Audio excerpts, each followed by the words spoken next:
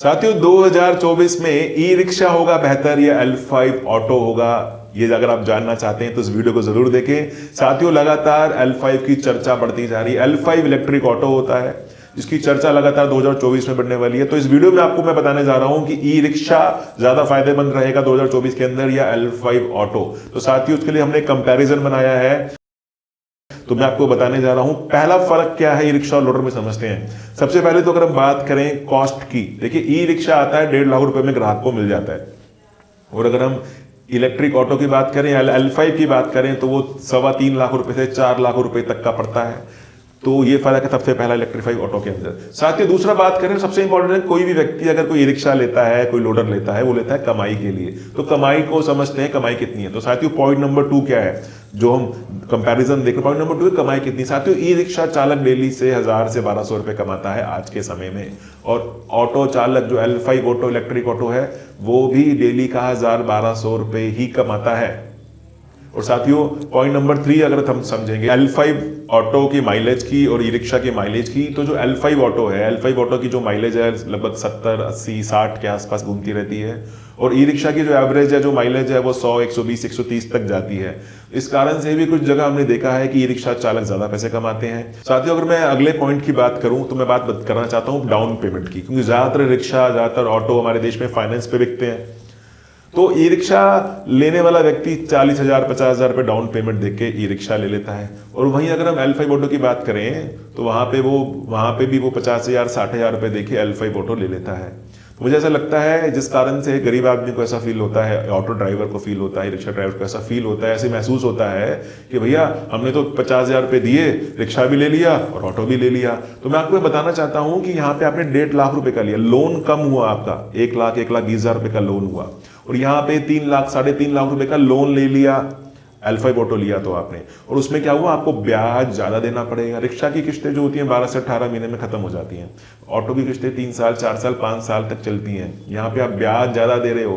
तो अगर आप डेली का 1000 रुपए दोनों जगह से कमा रहे हो, तो यहाँ पे मान के चलिए आपकी जेब में अगर 700 रुपए जेब में जाते हैं, तो यहाँ पे 500 रुपए, 400 रुपए ही जेब में जाएंगे, ज्यादा पैसा आपको किस्तें चुकाने में चला जाएगा। तो मुझे लगता है इस पॉइंट का जरूर ध्यान रखना चाहिए कि आप क्या लेना चाहते हैं, ताकि आपको पैसा ज्यादा जेब में आए। देखिए अगर आप ले रहे हैं तो ज्यादा कमाई के लिए ले रहे हैं, कमाई जिसमें ज्यादा होगी, जिसमें ज्यादा पैसा आपकी जेब में जाएगा उसमें जाना है, दिखावे में नहीं जाना है। दिखावे में जाएंगे तो कमाई कम हो जाएगी। इस चीज का आपको बहुत ध्यान रखना है। साथियों आखिरी पॉइंट जो मैं आपको बताना चाहता हूं वो यह है कि इनकी लाइफ कितनी है। देखिए अगर हम लोड इनकी बात करें इलेक्ट्रिक ऑटो की, L5 जिसको बोलते हैं, तो इसकी लाइफ 8 से 10 साल है, 7 से 10 साल है, ऐसा कहा जाता है, क्योंकि अभी तो नए आए हैं, अभी तो अपने को पता ही नहीं कितना चलेंगे। और एक तरफ अगर हम बात करें ई रिक्शा की, तो ई रिक्शा की वैसे तो अमूमन रिक्शा जो चलती हैं 5 साल, 4 साल, 5 साल चलती हैं, लेकिन अगर आप कोई बढ़िया कंपनी का रिक्शा लेते हैं, एक अच्छा ई रिक्शा लेते हैं, तो वो 7 साल, 8 साल भी चल जाता है। और साथियों जो 7-8 साल की मैं बात कर रहा हूँ, ये मैं अपने 10-11 साल के एक्सपीरियंस से बात कर रहा हूँ। ऑलरेडी रिक्शा चलते हुए हमने देखे हैं, हमारे पास जैसे बहुत सारे बाहुबली के ग्राहक हैं जो 7-8 साल से रिक्शा चला रहे हैं। और साथियों L5 ऑटो नई कैटेगरी है, तो क्या होगा वो पता लगेगा बाद में कि बैटरी कितनी चलती है, कितनी माइलेज है, क्योंकि अभी वो टेस्टिंग फेज में ही वो इंडस्ट्री अभी चल रही है। तो साथियों जिन 5 पॉइंटों पे मैंने बात करी, तो मैं ई रिक्शा को ना 5 में से 4 पॉइंट देना चाहूंगा, और L5 लोडर को फिलहाल अभी 1 पॉइंट देना चाहूंगा। आज के समय में भविष्य बताएगा, 2024 बताएगा क्या होगा। लेकिन अगर मैं देखूं कि एक रिक्शा, एक ड्राइवर को कमाई के लिए क्या लेना चाहिए, तो जी हाँ उसको ई रिक्शा ही लेना चाहिए 2024 में, जो उसको सही में कमाई करके देगा, शोबाजी में ना जाते हुए, खर्चा कम रखते हुए, बच्चों की फीस भरने में आसानी रहेगी, अपना घर लेना है, माता जी का ऑपरेशन कराना है, नए घर कपड़े बनाने हैं, कहीं घूमने जाना है, वो ई रिक्शा ही ज्यादा अभी कमाई करके देगा।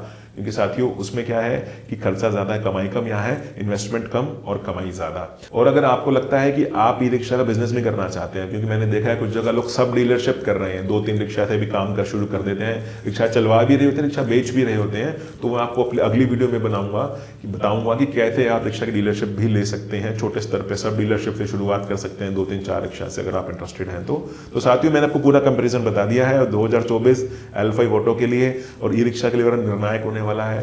तो अगर आपको वीडियो अच्छी लगी तो ज़्यादा से लोगों से शेयर करें, चैनल को सब्सक्राइब कर दें। और साथियों अगर आप डीलरशिप लेना चाहते हैं बाहुबली ई रिक्शा की, जो पिछले पिछले काफी सारे सालों से लगातार देश में आगे बढ़ोतरी कर रहा है और रिक्शा चालकों को कमाई का एक साधन दे रहा है, रिक्शा डीलर्स को कमाई का साधन दे रहा है। तो आप नीचे दिए गए नंबरों पर संपर्क कर सकते हैं। रिक्शा लेना चाहते हैं तो भी नीचे दिए गए नंबरों पर आप संपर्क कर सकते हैं। साथियों, वीडियो देखने के लिए बहुत बहुत धन्यवाद। Thank you so much.